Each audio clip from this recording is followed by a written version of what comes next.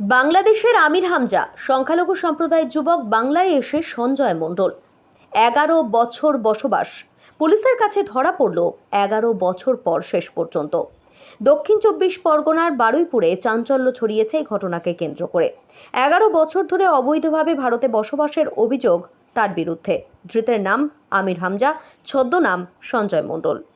সূত্রের খবর, প্রায় 2014 সালে বসিরহাট সীমান্ত দিয়ে ভারতে অনুপ্রবেশ করে সে। এরপর দক্ষিণ 24 পরগনার চম্পাহাটি এলাকার শোলগড়িয়ায় ভুয়ো পরিচয়ে বসবাস শুরু করে। স্থানীয়দের কাছে সে পরিচিত ছিল একজন পরিশ্রমী দিনমজুর হিসেবে। বাড়ি তৈরির কাজ করত, কখনো দোকানে মজুরি। তবে তদন্তে জানা যায়, ভারতে আসার পর সে জাল ভোটার কার্ড সহ একাধিক নথি তৈরি করে সঞ্জয় মণ্ডল হয়ে যায়। পুলিশের ধারণা, নথি জালিয়াতির একটি বড় চক্রের সঙ্গে তার যোগাযোগ ছিল।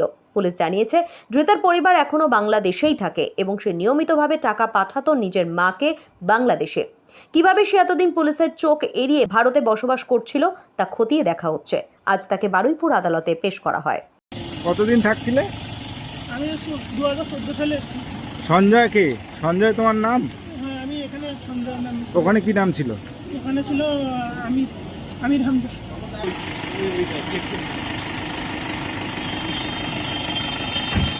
এই কতদিন থাকছিলে তুমি? কতদিন থাকছিলে? আমি 2014 সালে এসেছি। সঞ্জয় কে? সঞ্জয় তোমার নাম? হ্যাঁ, আমি এখানে।